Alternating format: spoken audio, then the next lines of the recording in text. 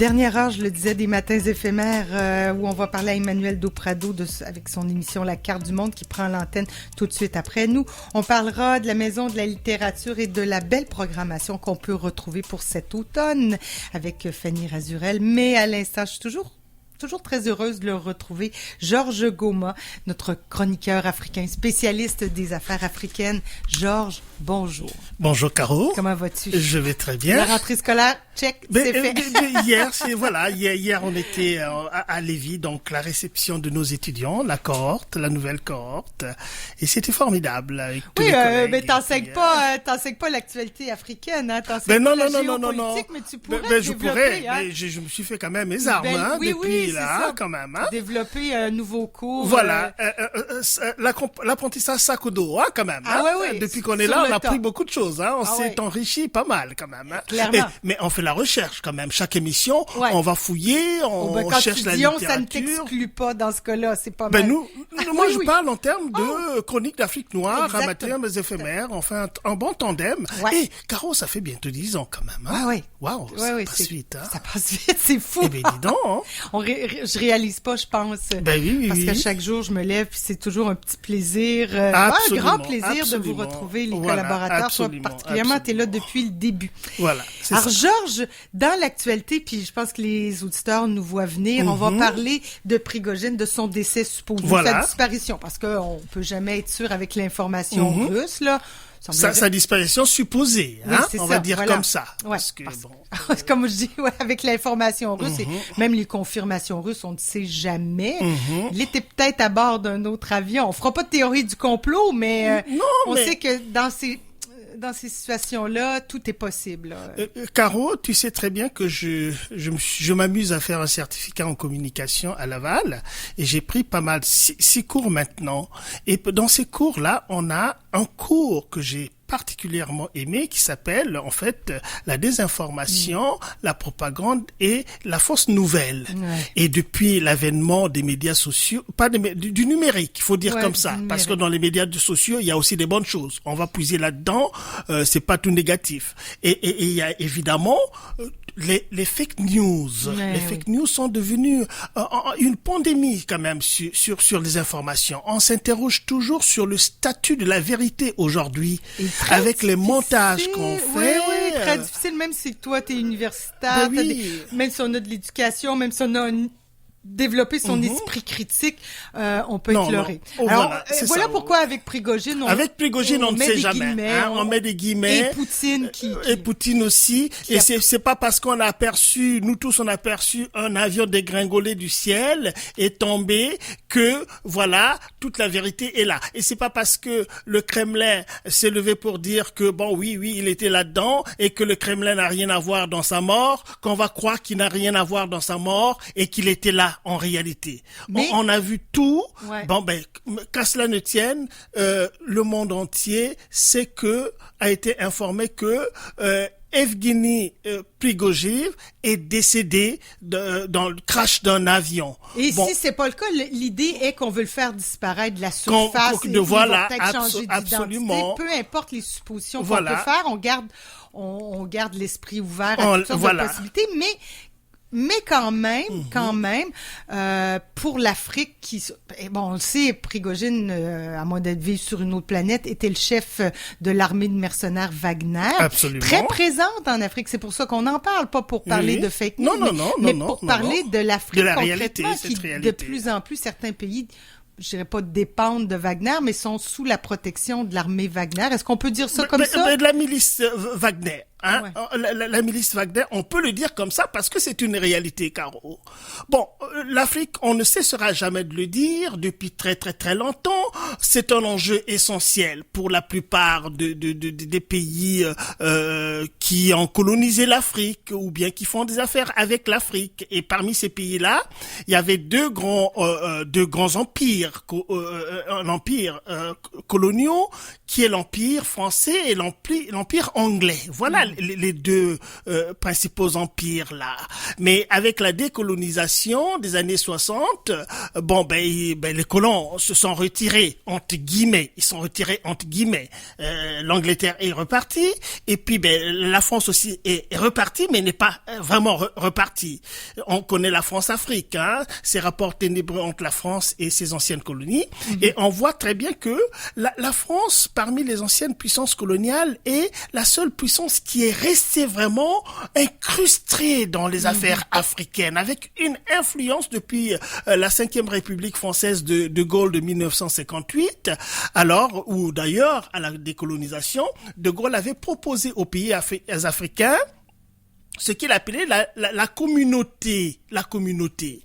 Alors la communauté, c'était un peu ce petit vase commun où la France et les pays africains devaient mettre des affaires en commun pour assurer le développement de part et d'autre. Or, qu'est-ce qu'on a constaté? On a constaté que non, les pays africains n'ont pas suivi le développement comme on avait pensé. Il s'est établi un système complexe et ténébreux où les chefs d'État français qui se sont succédés les uns les autres ont entretenu des rapports assez complexes avec les chefs d'État africains qu'ils avaient choisis, que la France avait choisis. Parce qu'il y a certains chefs d'État qui ont été nationalistes, qui ont voulu se détacher de la dépendance française et que la France a malmené. Et la figure emblématique de cette approche-là, c'est quand même le président guinéen, Sékou Touré, qui avait refusé devant Charles de Gaulle, qu'on voyait visiblement agacé alors qu'il avait été reçu en pompe dans les années 60 en Guinée là, et quand Sékou Touré lui a dit la vérité que nous préférons la pauvreté de la dignité que la richesse dans la servitude. Alors de Gaulle s'est tellement fâché, et puis la Guinée a été soumise à un régime très très draconien de la France. On a déversé de la fausse monnaie en Guinée et tout le monde le sait très bien.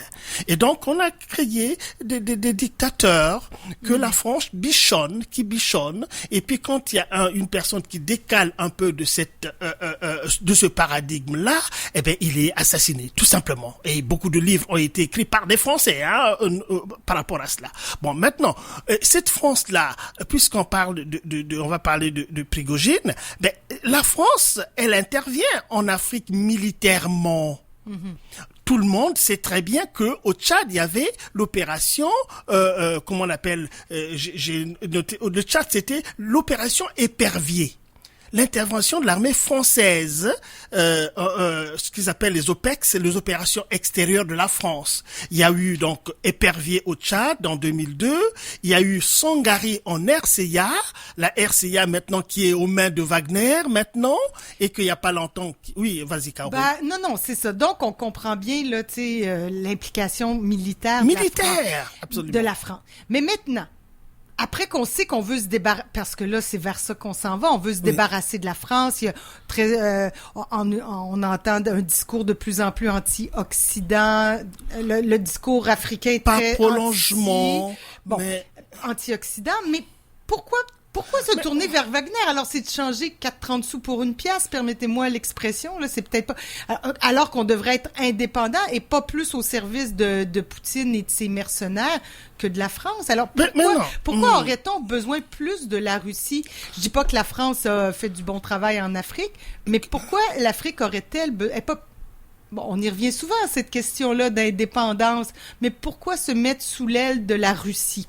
Quel Caro, intérêt il faut pas qu'on se fasse un peu de l'amalgame aussi, hein.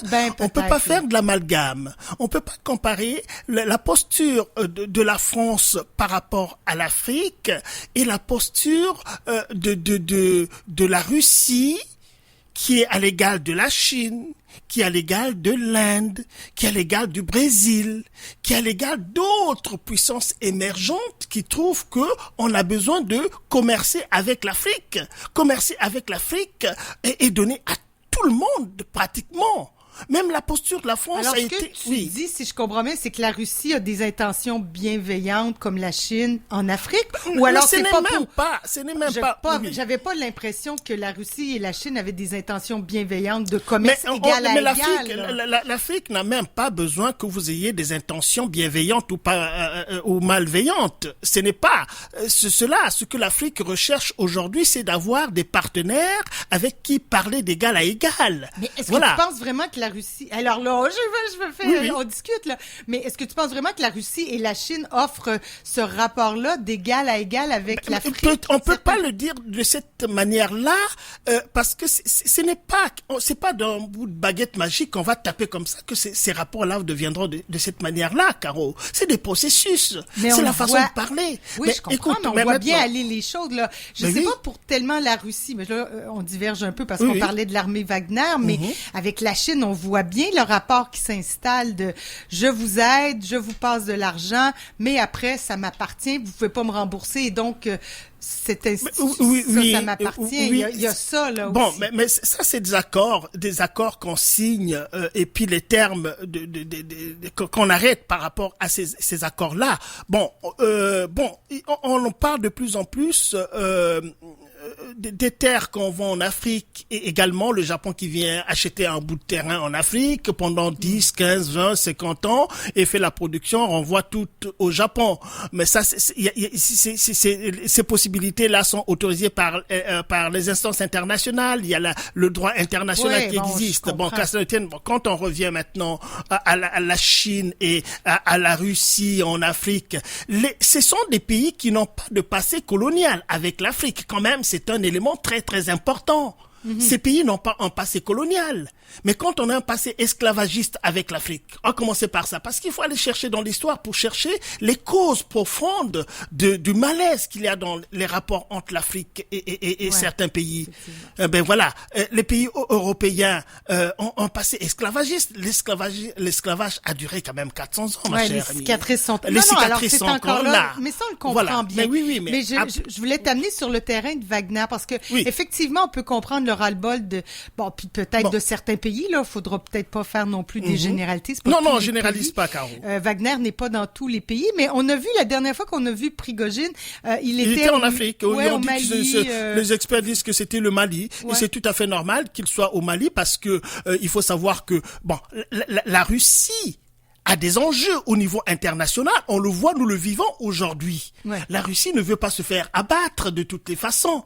Quand on comprend la guerre en Ukraine, on comprend très bien que la chute du mur de Berlin, la Russie était la vision, c'était peut-être pas dans l'instant quand Reagan et puis Gorbatchev se sont mis d'accord, cassez-nous ce mur, ils ont cassé le mur. Il y avait des accords tacites entre Gorbatchev et Reagan à l'époque. Ne t'en fais pas, l'OTAN ne va pas se rapprocher vers toi là. Et c'est ça qu'on avait dit. Et puis il y a eu des accords de Minsk aussi qui ont confirmé un certain nombre de choses, mais ces choses-là n'ont pas été respectées par les Occidentaux qui ont commencé à mettre la pression sur la Russie parce que l'Ukraine, c'est en face de la Russie et l'Ukraine c'était quand même l'industrie militaire russe avait le siège en Ukraine, c'est-à-dire l'armée soviétique de l'époque, c'était donc l'Ukraine c'est quand même un élément très très important. Mais je ne donne pas raison d'avoir envahi l'Ukraine. Ça tu sais très bien que j'ai un partisan de la démocratie. Je ne peux pas. Mais quand on regarde les enjeux géostratégiques, où nous vivons quand même dans un monde très violent. Le monde que nous vivons est très très très violent et les gens sont là, comme je te donne souvent une belle expression là, comme des chevaux qui sont masqués mais qui sont au trot. Ils sont au trot mais ils sont masqués. Mais ils vont rentrer dans un ravin au devant. Il faut faire quand même attention, il faut regarder où est-ce qu'on va. Est-ce qu'on va continuer avec cette conflictualité violente au niveau du monde, à parler toujours avec le langage des armes? Je ne pense pas. Ça pourra pas durer à un moment. Un moment, voilà. Ça sera peut-être un balancier, un mouvement de balancier. C'est ça. Mais... Bon, mais revenons ressentons un peu sur l'Afrique, les conséquences, n'est-ce pas, de la disparition de Prigojine en Afrique. Que va devenir, puisque beaucoup de pays africains ont trouvé que non, écoutez, la France, les opérations dont je t'ai parlé, il y a l'Épervier, Sangari, Barkhane, Serval, tout ça, c'est des opérations militaires françaises en Afrique. Licorne en Côte d'Ivoire aussi. Licorne en Côte d'Ivoire, quand même, l'armée française, on l'a vu à l'œuvre dans un pays étranger qui est la Côte d'Ivoire, aller jusqu'à soutirer un président en exercice, Laurent Gbagbo, de son palais en tant que tel et le livrer à ses rebelles. Ça, tout le monde l'a vu quand même. On peut pas accepter des choses comme ça. C'est bafouer la souveraineté de la Côte d'Ivoire. Donc, il y a l'armée française. Mais pourquoi, si on accepte que l'armée française soit incrustée comme ça en Afrique à faire ce que elle fait, parfois avec une violence inouïe, on l'a vu, mais pourquoi pas les Russes, pourquoi pas les Chinois aussi. Mais à ce compte-là, c'est une logique qui se tient, mais alors moi, ma question, c'est pourquoi se débarrasser d'une armée pour en avoir une autre? Mais c'est la protection. Quelle est la faute? Oui, c'est ça. Alors, on y vient. Oui. L'objectif de Wagner en Afrique. Mais l'objectif de Wagner en Afrique, c'est d'abord de représenter la Russie, qu'on le veuille ou pas. Oui. Wagner, c'est déjà une plateforme, c'est du mercenariat. Ils font des affaires, ils font de l'argent parce que les pays qui les acceptent, il y a des enjeux d'argent énormes. Ça coûte de l'argent. Ils font de l'argent. Ils s'en cachent pas. Ils s'en cachent pas, Caro. Mais non, c'est clair. Bon, maintenant, revenons sur ta question. Mais quel est le but? Ils sont là pour déstabiliser les pays, protéger le peuple des djihadistes? Non. Ils sont là pour protéger des régimes. Des régimes qui sont, on va le dire comme ça, qui sont autoritaires. Et pourtant, c'est même les mêmes régimes autoritaires que nous condamnons ici, puisqu'on a besoin de la démocratie. Mais comme on l'a dit la dernière fois, Caro, d'accord, les coups d'État militaires, de prime abord, on les condamnerait. Mais regarde un peu, il y a des coups d'État constitutionnels aussi qui se passent. C'est la même finalité. En Côte d'Ivoire, Alassane Ouattara, qui avait deux mandats à faire, il en a pris 3 alors qu'il avait dit que je ne me représenterai plus. Et qu'est-ce que la France a fait? La France a laissé Ouattara, il continue à commercer avec Ouattara, je sais pas moi, à faire du commerce, avec Ouattara. Alors, ailleurs aussi, au Congo-Brazzaville, par exemple, il y avait un président élu démocratiquement, Pascal Lissouba, qu'on a chassé comme un malpropre, et la France était avec Denis Sassou Nguesso, qui est un autoritaire incroyable, qui est revenu depuis 25 ans, qui est revenu en 97. La France a fait quoi? C'est des coups d'État, tout ça, c'est des coups d'État. Et Sassou n'arrête pas de faire des coups d'État régulièrement, tout le temps, et la France fait quoi? Et la dernière élection même, avec Mokoko, à qui on a parlé ici, il a gagné en 2016, et puis Sassou, qui était venu 4e, et puis la France applaudit. Mais revenons. Mais oui, c'est ça, j'allais dire revenons parce que je comprends très bien ton point que l'Afrique veuille se débarrasser de la France et là-dessus on est d'accord. Mais on peut pas dire comme ça, je suis pas d'accord non plus qu'on veut se débarrasser de la France. J'avais cru comprendre ça dans des entrevues. Oui, mais les populations aussi, parce que dans cette affaire-là, les populations sont là aussi parce que quand on gouverne un pays, c'est le service public d'abord. C'est quand on gouverne un pays, on va penser au bien-être des populations. Mais si les populations, Bazoum qui est là, mais écoute, quand on te donne les sommes d'argent qu'il a finalement, mais c'est affolant. Mais le peuple nigérien est dans la pauvreté la plus indescriptible. Et c'est cette population-là qui s'érige. Et dans cette bande, les pays d'Afrique de l'Ouest, que ça soit le Mali, que ça soit machin. Mais attendez, mais on a vu comment ils ont arrêté des convois des véhicules militaires français. Tout le village s'est couché sur la route pour qu'ils ne passent pas. On peut pas faire un déploiement d'une telle logistique dans ces pays-là et penser que non, mais on est en fait de faire ça pour le bien des populations qui manquent de tout et de rien. Donc, à un certain moment aussi, et en plus aussi l'autre chose que je vais dire, Caro, je pense que dans le traitement de ce qui se passe en Afrique en ce moment, on fait insulte aux Africains. On fait insulte aux Africains parce qu'avec l'avènement des médias sociaux, il y a beaucoup d'activistes qui prennent la parole. Et parmi ces activistes, il y a des penseurs, il y a des professeurs, il y a des intellectuels qui prennent la parole et qui disent leur vérité de ce qui se passe dans les rapports avec la France. Mais je reviens à la ces question, gens-là, Georges, oui, mais non, mais c'est important. Il y a beaucoup à la France, mais moi je veux qu'on parle plutôt de Wagner, là. Oui. Alors, parce que moi je comprends le lien, puis c'est un peu ce que je disais, on veut se débarrasser en quelque sorte de la France, là. Mais Wagner, dans tout ça, pourquoi pas pourquoi pas se débarrasser des armées étrangères Mais à ce compte-là? moment-là, si on se débarrasse des armées étrangères en dehors de la France, qui va protéger ces pays qui veulent changer, qui veulent rompre, qui veulent, du moins pas rompre, mais changer les termes des rapports avec la France, parce que c'est ça que les gens demandent. Mais écoutez, Caro, mais en Afrique, nous parlons le français, nous aimons parler le français. On aime aller en France aussi, se balader dans la France éternelle.